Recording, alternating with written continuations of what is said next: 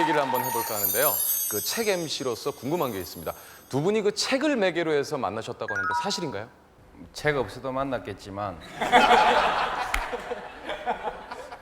핑계는 책으로 했습니다.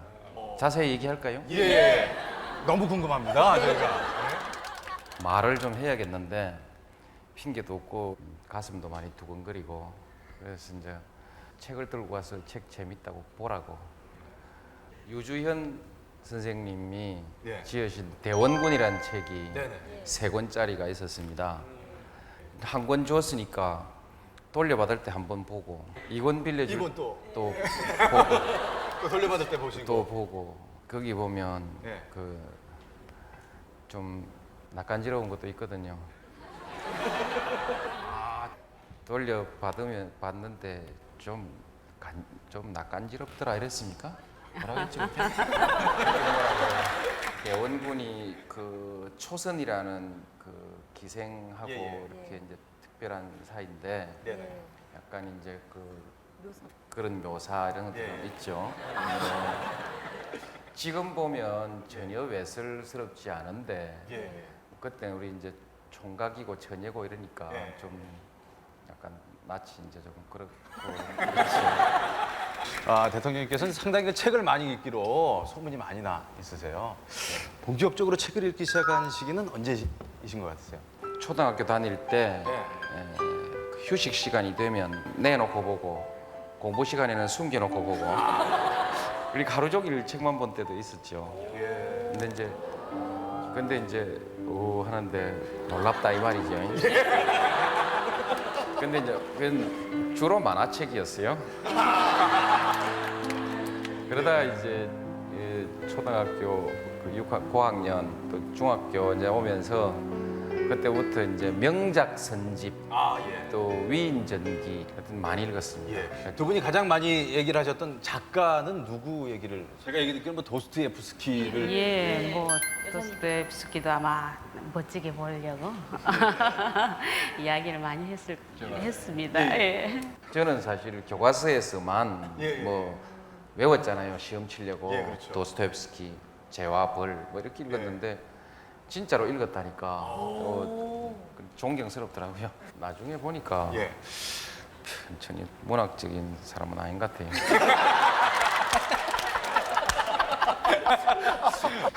이 말씀에 대해서 어떻게 생각하십니까? 그래도 제가 안 읽은 책도 많이 읽었습니다. 이제 나는 꼭 보고 싶었던 책 중에 고요한 돈강이라는 책이 있었는데 예. 사기는 내가 사다 놓고 보기는 이 사람이 보고 토지도 토지요. 저는 다 못 보았는데 이 사람 다 읽고 예, 예. 우리는 항상 이 일이 많다 보니까 피스를 잘 못 갑니다. 그러면 이제 그 장편 한 질 사다 놓고 여름 휴가를 보냅니다. 그러면 참 좋습니다. 예, 아주 시원한 데서 장편 그 한 질을 다 보고 나면 어떤 이렇게 체중이 좀 내려가 있습니다. 너무 힘들어가지고. 예. 아, 거꾸로 얘기하면 1년에 한 번밖에 안 본다는 얘기잖아요.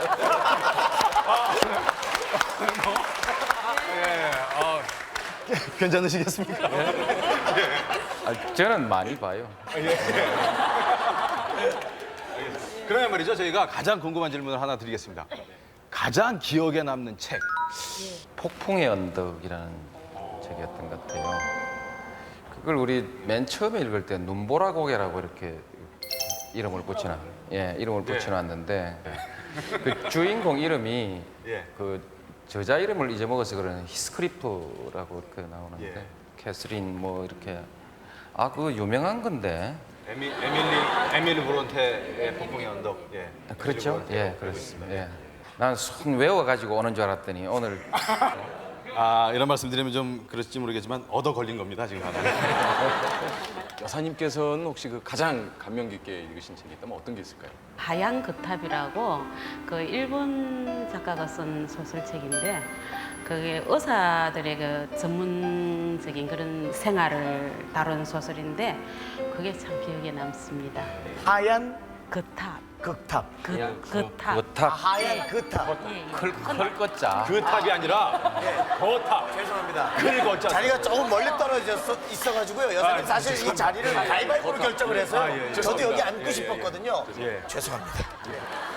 자, 말이죠. 오늘 이 자리에는 책을 많이 읽고 있는 어린이와 청소년들이 자리를 했습니다. 그리고 더러 눈에 띄는 분 중에서는 또 영 안 읽는 분들도 몇몇 분 진짜 왔습니다. 특이한 경우죠. 예, 예. 자, 궁금한 점이 있으신 분 손 들어주세요. 일단 말이죠. 우리 김자랑 일병의 목소리가 가장 예? 예, 죄송합니다. 세 개요, 세 개. 진급했군요. 예. 지금 목소리가 가장 크게 들리는데 조금만 기다려 주시고 먼저 이민주 우리 책 선생님. 예. 먼저 이렇게 청와대 영빈관까지 들어와서 대통령 네 분을 만나게 돼서 영광입니다. 조금 전 말씀을 들으니까 어릴 적에 장르를 망라하시고 책을 많이 읽으신 것 같은데 대한민국 어린이 청소년에게 책을 추천해 주신다면 그 책을 읽고 평생 인생의 밑거름으로 삼겠습니다.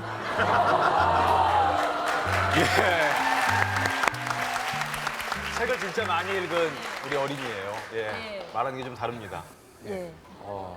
지금 약간 놀라신. 예. 예. 말이 예. 아주 또록또록하고 조리 있고 해서 예. 꼭 제 어릴 때 모습을 보는 것 같아요. 그렇죠. 예, 그렇습니다. 말씀하시네요. 나는 주로 그 역사 쪽 책을 좋아하는 편입니다. 카르이 노래라는 책의 노래. 예. 누구의 이야기죠? 이순신 장군이 서울에 재패 갔다가 가면 죽을 뻔하고 살아나서 예. 다시 이제 백의종군하고 그 절박한 상황에서 이제 자기 삶을 기록해 놓은 것처럼 그렇게 소설을 만들어 놓은 건데 뭐라고 표현할 수가 없어요. 굉장해요. 예. 그 책을 어른들한테라면 그 책을 권해주고 싶은데 괜찮습니다. 왜냐면요. 저 나이는 어리지만 책 읽는 나이는 30이 넘습니다. 저는. 정말 많은 책을 읽었기 때문에. 이민주 군 어때요? 어떠세요? 카레 노래라는. 칼의 노래를 읽고 성공 이순신 장군의 지혜와 용기를 배워서 한산섬을 비추는 밝은 달처럼 대한민국을 밝히는 우리나라의 동량이 되겠습니다. 감사합니다. 대단하죠. 자, 이번엔 말이죠. 아까 옆자리에서 아까 크게 소리를 질렀던 우리 저 김자랑 상병. 소문에 듣던 대로 말이죠. 이게 자리가 자리인지라 조금 목소리 좀 낮춰주세요. 마치겠습니다. 소문에 듣던 대로 직접 말씀을 들어보니 책을 정말 많이 읽으시는 것 같습니다. 요즘 군인은 부대에서 책을 많이 읽는데 대통령님은 군대 시절은 어땠는지 궁금합니다. 저기. 죄송합니다. 워낙 무적 해병 정신이 있기 때문에 군에 있을 때 지금 기억나는 책으로는 한국과 한국인이라는 책이 시리즈로 나온 게 있었습니다. 이어령 선생이 지으신 건데 한국인을 아주 사랑하게 된 그런 책이었습니다. 읽어가면 한국 사람의 약점이라고 생각하는 성격이나 이런 그 애환 이런 것도 전부 사랑할 수 있게 그렇게 쓴 책이었습니다. 이어령 선생님이 쓰신 거예요. 오, 예. 충성 다하겠습니다. 알겠습니다.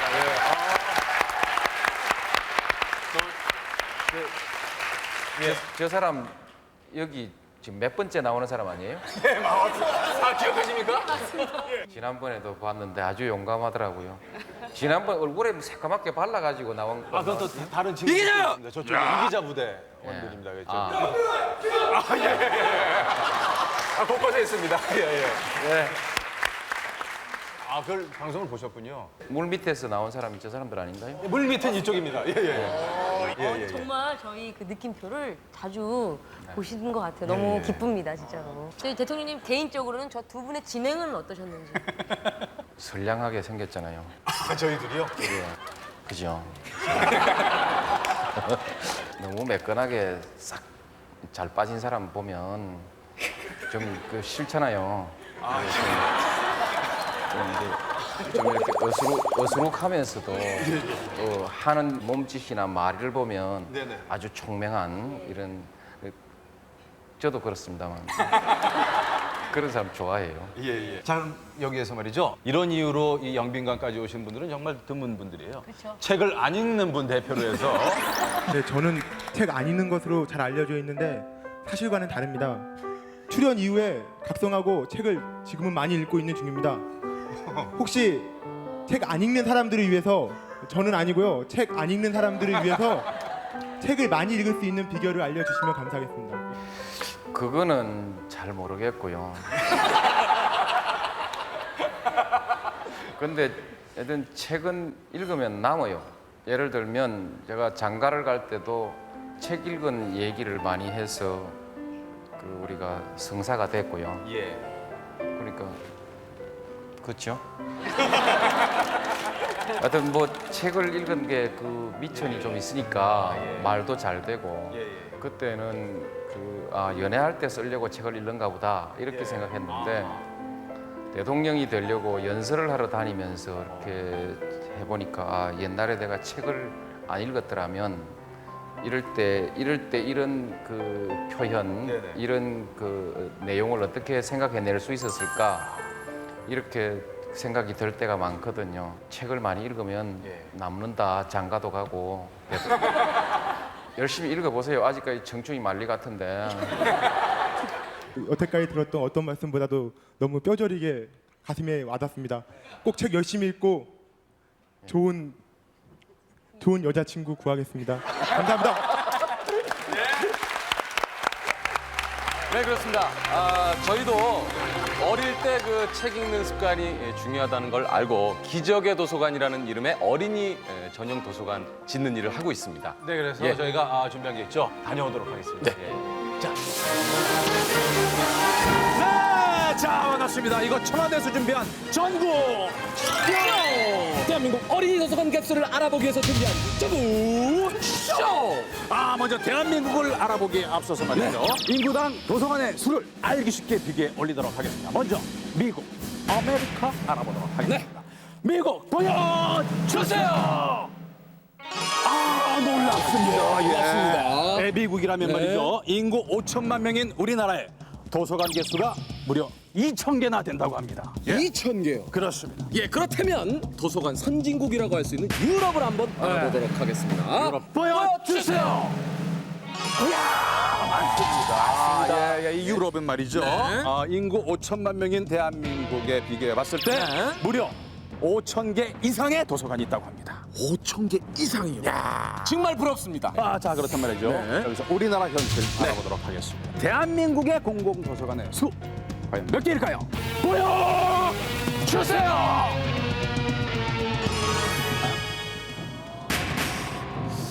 아쉽습니다. 아쉽습니다. 이저 아까에 비해서 조금 썰렁해진 감이 없지 않아 있습니다. 이게 그러니까 약 400개 정도가 있다는 얘기죠. 그렇죠. 이 중에서도 어린이 전용 도서관의 개수를 어린이 전용 도서관. 보여주세요! 충격적입니다. 한 개군요. 달랑 하나. 그러나 이것은 기적의 도서관 프로젝트가 시작되기 전에 개수입니다. 느낌표도 말이죠. 현재 생겼거나 짓고 있는 도서관의 개수가 늘어나고 있다고 합니다. 그렇습니다. 자, 그게 과연 몇 개가 될지 보여주세요. 이야, 희망이 보입니다. 요 몇 개월 사이에 1개에서 13개로 늘었습니다. 바로 이 희망의 불빛입니다. 우리 대통령님께서는 이 전국 쇼를 보신 소감 어떠십니까? 좀 미안하네요.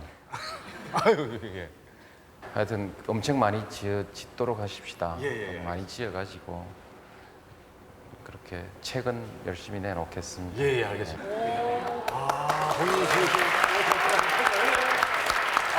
감사합니다. 예. 책은 제가 달라는 대로 드리겠습니다. 정말 도서관이 13개밖에 안 되니까 많이 주려고 해도 줄 방법이 없는데 하여튼 좀 많이 지었으면 좋겠습니다. 감사합니다. 예.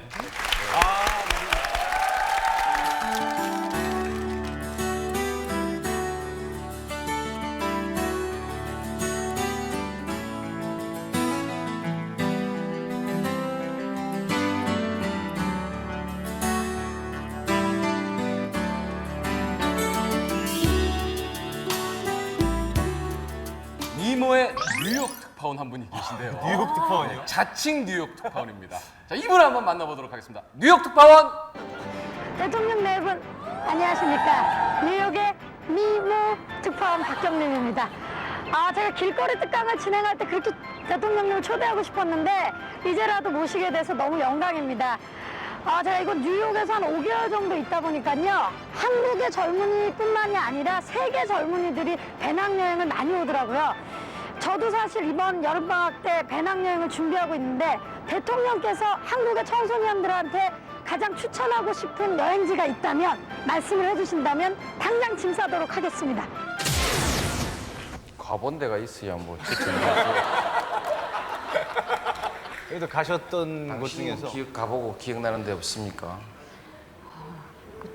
저희들 사실 배낭여행 여행을 별로 안 했습니다. 그렇지만 배낭여행이라면 우리 그 세계 또 외국 배낭여행도 그 좋겠지만 그 뭐 서해안이나 동해안을 이 해안을 따라서 하는 그런 여행도 좋지 않을까 싶습니다. 사실 저도 그런 여행 한번 해보고 싶었는데 못 해봤습니다. 신혼여행은 어디로 다녀오셨나요? 그때는 안 갔습니다. 못 갔죠. 그때 이제 백수 때였는데 고시 공부를 하면서 이제 장가 가는 게 미안한 일이 돼가지고 신혼여행 가자 말을 못했죠. 그 이제 다음에 사정이 나아지면 신혼여행처럼 그렇게 갈 것이다 이렇게 생각을 했었는데요. 결혼하고 살면서 그럴 겨를이 없어 그냥 오늘까지 온 것 같습니다. 근데 여보 우리 그 82년인가 3년에 아이들하고 제주도 우리 그 허니문 호텔 갔다 왔잖아요. 그게 신혼여행은 아이들과 가는 게 아니거든요. 네, 그것을 신혼여행으로 대신 생각하라 이것인 것 같습니다. 자, 그러면 이제 알겠습니다. 그 대통령님 화제를 좀 바꿔서요. 네. 청소년들에 대한 얘기를 좀 여쭤볼까 하는데 그 사실 누구에게나 청소년기가 있습니다. 그렇죠. 근데 정말 궁금해하실 거예요. 우리 네. 대통령님의 청소년기는 과연 어땠는지 제가 좀 정말 감히 그 추측해 보건데 약간 반항적이지 않으셨을까라는. 편안하게 하세요. 예, 아직 약기열이 떨어져서요. 죄송합니다. 예. 청소년기는 어떠셨나요? 모범생이었어요. 아주 저기 편하게 말씀해 주세요. 저희가 좀 사실 조사를 좀 했거든요. 근데 좀 내용이 틀리거든요. 대통령님? 공부를 잘했고 심부름은 백발백중 뭐 정확하게 했고 근데 좀 반항적인 것도 있었죠. 방황하고 그런 때가 좀 있었죠. 그 듣자니까 시험 시간에 그냥 시험 안 보시고 학교를 유유히 걸어나가 하셨다는 얘기. 공부를 참 잘했는데 학비를 제때 안 갖다 주면 시험 치지 말라 이런단 말이에요. 지금 생각해 보니까 그때 우리 선생님께서는 겁주느라고 그랬는데 저는 그걸 진짜로 고지 듣고 학비를 못 가져갔으니까 시험 치러 못 간 거죠. 근데 시험 치러 가는 날 갈 데도 없고 낙동강 가에 이제 구포 이성산성에 가서 친구들하고 놀아버렸죠. 그러니까 이제 그 다음에는 시험을 쳐봤자 별 볼 일이 없으니까 방학 때 머리를 기르고 싶잖아요. 기왕에 뭐 별인 거니까 선생님께서 머리 깎으러 앞에 가위 들고 들어오면 우리 뒷문으로 빠져나가서 도망가 버리고 아주 엉망이었던 때가 있었죠. 자, 그렇다면 혹시 청소년기에 모든 청소년들의 관심사, 그 외모, 혹시 그 콤플렉스 같은 거 혹시 있으셨는지? 키가 짧아서 이제 콤플렉스가 좀 있었습니다. 제 키가 고등학교 졸업하고 난 뒤에 좀 많이 자랐기 때문에 고등학교 때까지 1번, 2번, 3번이었습니다. 지금은 제법 됩니다. 콤플렉스가 있으셨다니까 사실 상상이 안 가는데 그 상처를 혹시 그것 때문에 받으신 경험도 있으신가요? 요즘 아이들은 그게 항상 문제거든요. 예, 청소년들의 관심사기도 하고요. 예. 어른들의 문제이기도 합니다. 큰 상처는 아니지만 그때는 심각했죠. 그때 사느냐 죽느냐 뭐 이것이 문제였던 때도 있었죠. 사춘기 시절에. 네, 그렇습니다. 외모에 대한 질문을 한 가지만 더 드려보려고 하는데요. 이제는 뭐 멋지신 트레이드가 되셨어요. 트레이드 마크. 그 이마에 있으신 한 일자 주름이요. 그게 언제부터 생기신 건지. 이걸 몰라요.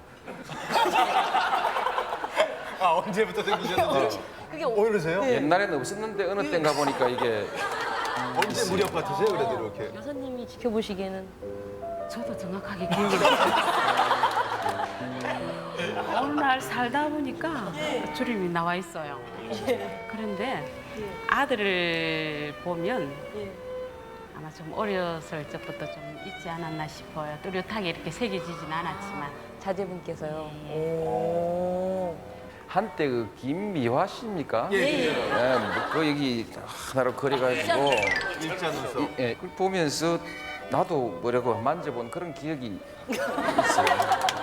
청소년들의 관심사 가운데서 외모 못지않게 또 중요한 것이 그 학력, 또 학벌에 관한 문제인 것 같아요. 아직도 학력 차별로 문제가 되는데 고등학교를 졸업하신 대통령님께서는 이 부분에 대해서 어떻게 생각하시는지 견해를 듣고 싶습니다.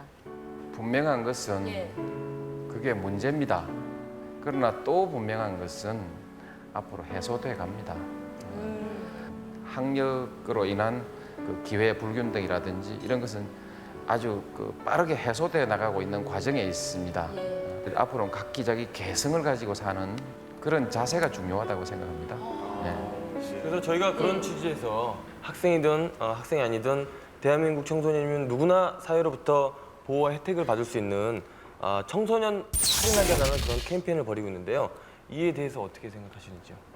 TV 프로를 보고 네. 참 정말 좋은 책상이다.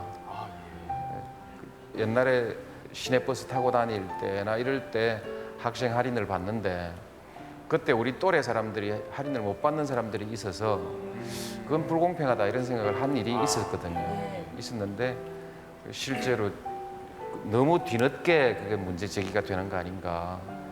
지금이라도 그걸 발견하게 한 것이 참 잘한 겁니다. 저는 솔직히 하자하자를 하고 있는 입장에서 대통령님께서 이렇게 말씀해 주시니까 네. 굉장히 뿌듯하고 기분 좋아요. 네, 너무 예. 감사드립니다. 네.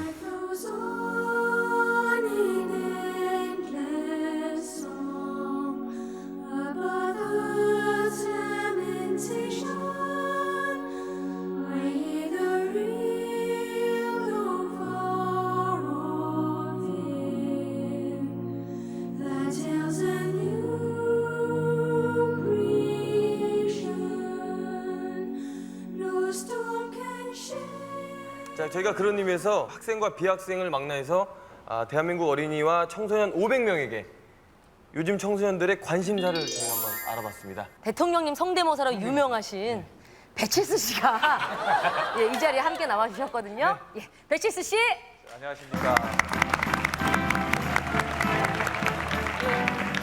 저 여기 있습니다. 대통령님 계신 데서 대통령님의 그 말투로 이야기하려고 하니 전 직접 비교도 되고 참 쑥스럽습니다. 그 반응을 좀 보여주시지요. 자, 일단 청소년들의 관심사 베스트 5를 저희가 그 차트로 준비를 했습니다. 자, 먼저 5위를 볼까요? 자, 연예인입니다. 5위 연예인. 자, 반응들 보여주시죠. 네, 그렇습니다. 연예인이면 뭐 사실 저도 여기 저 포함이 된 거라고 볼 수 있겠죠. 네, 그렇습니다. 자, 4위. 자, 당초 예상과는 다르게 지금 진행되고 있습니다. 4위를 한번 보겠습니다.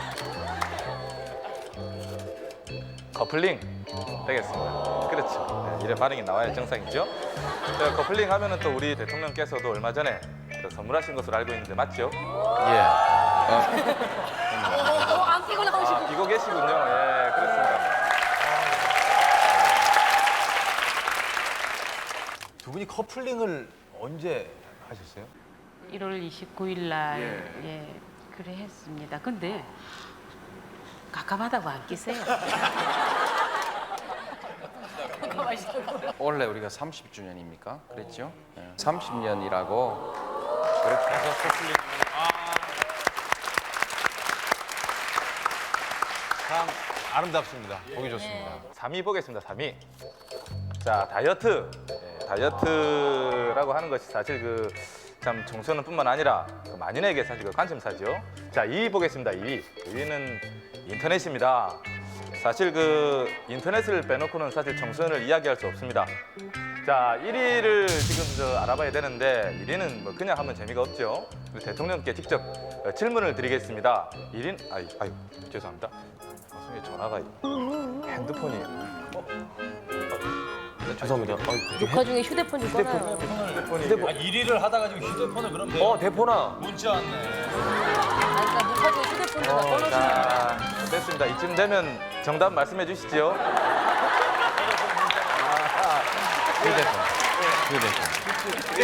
맞죠? 상의를 하신대요. 모든 상의를 하세요.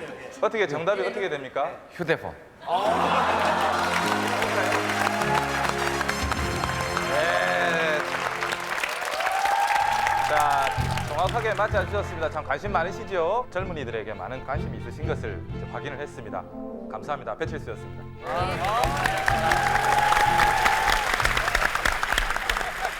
자, 그러면요. 이 자리에 와 있는 청소년 여러분들도 직접 대통령님께 궁금한 점을 여쭐 수 있는 시간을 가져볼까 합니다. 자, 우리 대통령님께 여쭤보고 싶으신 분 있습니까?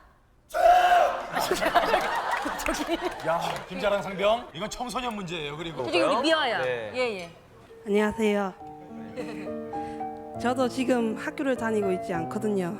지금 대통령님이 하신 말씀 덕에 많은 힘이 되는데요. 제가 지금 중국집에서 아르바이트를 하면서 그 검정고시를 준비하고 있는데요. 드리고 싶은 말씀이 있거든요. 저희 중국집에 언제 한번 와주시면 대단히 감사합니다.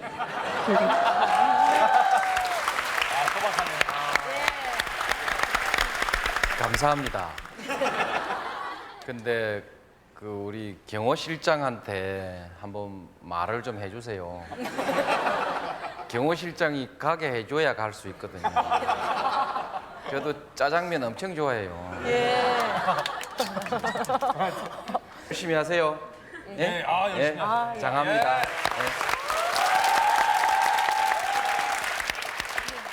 사실 이 자리에 지금 미화 양처럼 학교를 다니지 않는 친구부터 해서 또 학교를 다니고 있는 청소년 그리고 과거 폭주족 짱이었던 그런 청소년들이 무슨 기자세요 혼자? MBC 기자시냐고요? 안녕하세요. 저는 한때 오토바이 스피드를 즐기는 폭주족 청소년이었습니다. 대통령님께서는 오토바이를 탈 줄 아십니까?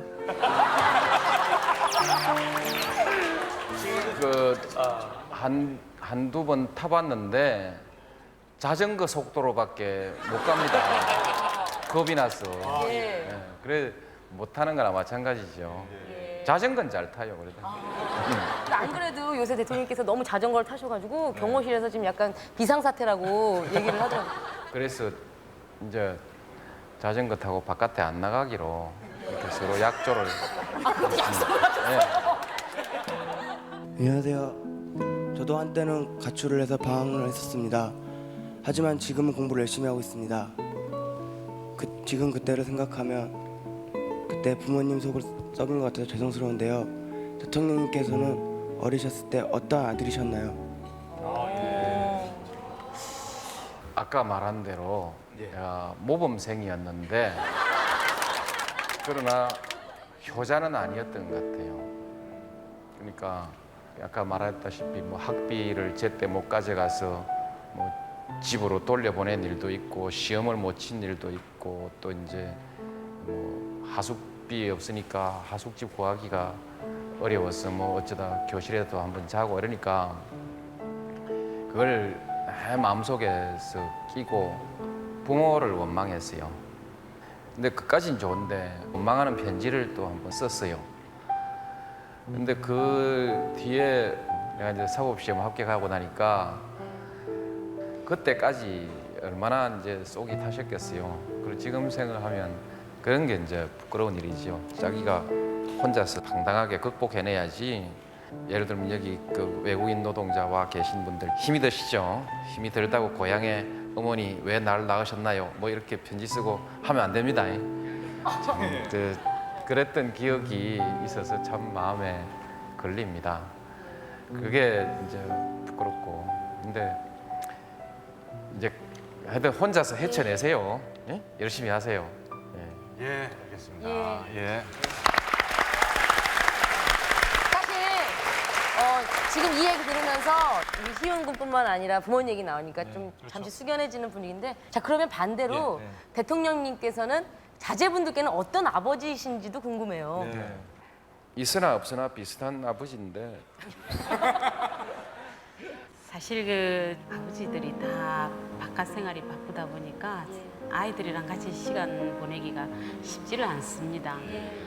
근데 아버지가 잠깐이라도 진심으로 아이들이랑 대화하고 한번 이렇게 같이 시간을 보내주는 건 아이들에게 참 큰 영향을 주는 것 같았습니다. 저녁에 늦게 왔어도 아이들 다 자고 있는데 일부러 깨워가지고 그래도 아이들이 또 즐거운 마음에 일어나서 또 이야기를 좀 하고 그렇게 안 하면 일주일이 지나가도 아이들이랑 대화 한마디 할 시간이 없는 그런 경우가 있으니까 우리 시대의 아버님들이 다 그러시죠, 사실. 바쁘게 사시다 보니까. 그럼 좀 쑥스러우시겠지만 이번 기회에 이 자리에서 자제분들께 제가 이 방송 꼭 보시라고 연락 드릴 테니까요. 예, 자제분들께 한 말씀 해주시죠.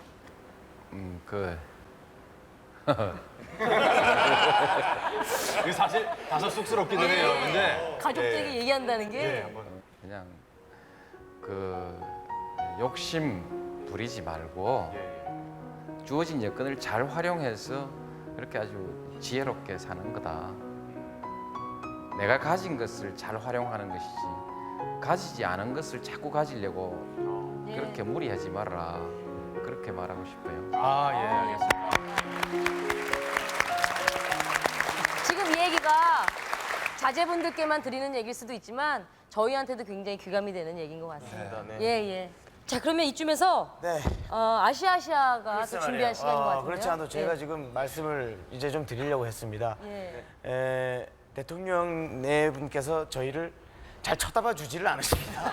그래서 이제 이번엔 저희 자, 그런데 저희가 먼저 아시아 넘어가기 전에 꼭 이분을 만나보고 가야 됩니다. 있어요. 이분이 지금 이 자리에는 지금 없습니다만은 느낌표의 1등 공신입니다. 그렇습니다. 만약에 이분이 없었더라면 하자도 없었습니다. 그렇습니다. 자, 이분을 만나 뵙고 아시아로 넘어가겠습니다. 자, 한번 만나뵙죠. 안녕하세요. 하자하자 초대 MC 신동엽입니다. 지금 보니까 우리 느낌표 MC들이 청와대 안에 들어가서 굉장히 좀 긴장되고 지금 흥분돼 있는 상태인 것 같은데 사실 저는 청와대랑 굉장히 가깝습니다. 굉장히 익숙합니다. 이유인즉슨 제가 초중고를 청와대 바로 옆인 그 효자동에서 계속 다녔기 때문에 청와대와 함께한 학창 시절이라고 해도 뭐 과언이 아니죠. 사실 제가 이 이목구비가 약간 좀 중앙 집권용으로 생겼기 때문에 오늘 집중적으로 대통령께 질문 2가지를 드리도록 하겠습니다. 첫 번째 질문은 제가 하자하자 MC를 했을 당시 영교시가 폐지됐기 때문에 많은 학생들이 참 좋아했었는데 요즘 제가 프로그램을 안 해서 그런지 몰라도 서서히 이 영교시가 다시 부활하는 학교가 생겼거든요. 우리 대통령님의 공교육에 대한 견해를 좀 자세히 듣고 싶습니다. 입시가 있으니까 자꾸만 과외를 하게 되고 또 학교 간 경쟁이 있으니까 또 영교시 살아나고 그런가 봅니다. 어쨌든 공교육이 기본이 돼야 하고 공교육만 받으면 학교 갈 수 있고 대학을 가든 안 가든 공교육 받고 나온 사람은 시민으로서 떳떳하게 자기 할 일 하고 또 다양한 진로들을 가질 수 있게 그렇게 할 테니까요. 조금 기다려 보세요. 기다리겠습니다. 네, 신동엽 씨 잘 들으셨죠? 자, 2번째 질문은 뭔가요? 자. 2번째 질문은 제가 좀 지극히 개인적인 걸 여쭤보도록 하겠습니다. 대통령께서는 아침밥을 도대체 어떤 분이 차려주시는지 또 드실 때 메뉴는 주로 어떤 메뉴인지 그다음에 그 임기 중에 영부인께서도 직접 차려주시는 음식을 드실 수 있는지 상세하게 좀 말씀 좀 해주십시오. 참고로 저는 혼자 살기 때문에 아침에 이것저것 꾸역꾸역 제가 차려 먹습니다.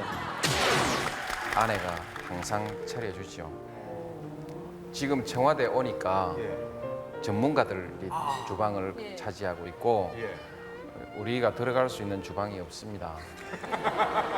그래서 이제 주방장이 차려주는 아침을 먹는데 가족끼리 먹을 때는 조금 늦으면 여보 나 오늘 조금 늦게 먹습니다 뭐로 하면 되는데 그렇게 못 하잖아요. 칼같이 7시 되면 딱 밥을 먹어야 하고 그러니까 일요일 하루라도 어떻게 좀 면해보고 싶어서 요새 이제 나는 감자 고구마가 좋으니까 일요일 아침엔 감자 먹겠다 이렇게 하니까 이제 차려놓고 이제 가죠. 집에서 가족끼리 있을 때는 잠옷바람으로도 쫓아가서 밥 먹고 했는데 지금은 이제 또 역시 프로가 서비스를 하니까 항상 옷을 바로 입고 나가서 이제 먹어야 되는 이런 불편도 있죠. 그 이제 아내한테 좀 뭐 아침 좀 어떻게 해줄 수 없냐고 이렇게 했더니 사실 그 주방이 그래서 그 좀 쓰기가 그렇고 또 실은 지금은 좀 해주기도 싫은가 봐요. 인상이 말을 하면서 이거 쳐다보면 인상이 좀 별로. 여사님 진심이세요? 예, 그러니까 그러면 여사님께서도 고구마와 감자를 같이 드십니까? 네, 우리 가족들이 다 좋아합니다. 고구마하고 우유가 그 궁합이 잘 맞아요. 맛이. 그렇습니까? 예. 게다가 김치까지 이렇게 딱 보태면 그죠? 아주. 고구마 얹어서 김치에 얹어서 탁 먹고 우유 한 잔. 야, 그렇죠. 야, 잠깐만요. 제가 저 개인적으로 한마디 하겠습니다. 여보 들었지? 어? 고구마 우유 이거래잖아. 먹자고 우리도. 김치 얹어서. 집에서 그러시네요. 들어오기나 일찍 들어오라고. 자, 그럼 이제 오랜 시간 기다렸습니다. 1시간이 넘도록 한마디도 하지 않고 이 순간을 기다렸습니다. 자, 그렇다면 지금부터 30억 아시아인을 하나로 잇는 아시아를 진행하도록 하겠습니다. 먼저 외국인 노동자들을 이 자리에 함께 초대해 주셔서 진심으로 감사의 말씀을 드리겠습니다. 고맙습니다. 이 방송국에서 출발하기 전에 인터뷰를 다 했는데요. 너무너무 기뻐하고 꿈 같은 일이라고 막 너무나 반겼는데 이분들 중에서 특히나 한 분은 너무나 흥분하셔가지고 신경 안정제를 과다 복용을 했습니다. 이 사람입니다. 많이 먹었습니다. 네, 지금 이거 마이크에 얼굴을 제가 이전에 느낌표 촬영을 하면서 노동부 장관님을 만나뵌 적이 있거든요. 그때 저희 시골에서 소를 한 마리 잡았었습니다. 그런데 오늘 대통령님 네 분을 만난 것은 전 그 가문에서 오늘 공휴일로 정해야 된다라는 생각을 하고 있거든요. 오늘 정말 좋은 얘기 너무나 계속 많이 듣고 있고요. 저희가 또 박수홍 씨와 함께 진행한 이 주제에 관해서도 오늘 좋은 얘기 좀 많이 부탁드리겠습니다. 감사합니다. 자, 그렇다면 느낌표에서 나오는 외국인 노동자들의 모습을 보면서 대통령님께서는 어떤 생각을 하셨습니까? 옛날에 내가 이제 80년대 중반에 노동 변호사를 했을 때 우리나라 노동자들이 부당한 대우를 많이 받기도 하고 꼭 부당한 대우 아니라도 자기 권리 보호를 해야 되는데 아는 게 없고 가진 게 없어서 못하고 이제 이럴 때 그 변론을 하고 했는데 요 근래 이제 저런 TV에 외국인 노동자 얘기가 나오면 내가 지금 다른 사람들을 위해서 도와주는 일도 하지도 못하고 있고 또 우리 이제 한국에서 이 사람들을 사람답게 대우해주지 못하는 데 대한 미안함이 있고 항상 그랬습니다. 아무래도 시민분들이 보면은 좀 눈시울을 적시는 분들이 많거든요. 아무래도 여사님께서도 좀 그러시지 않을까 그런 생각이 듭니다. 네, 그 가족이 만나는 저도 같이 좀 눈물을 흘렸습니다. 해화동 그 노타리에 가면 외국인들 하는 장이 있습니다.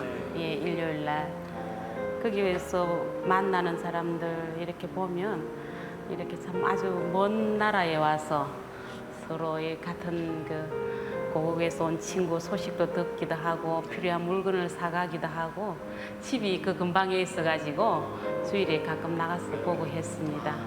그런 걸 보면서 우리나라에 와서도 열심히 일해서 고국에 가족들 걱정 안 시키고 그렇게 건강하게 좋은 생활을 했으면 좋겠다 그런 생각을 했습니다. 알겠습니다. 저희 느낌표를 보시고 그리고 또 다른 곳에서 이 외국인 노동자들의 어려움을 이렇게 일단 알고 계시고 공감하신 데 대해서 너무 반갑고요. 지금까지 가족분들을 외국인 노동자들 10분을 만나게 해드렸거든요.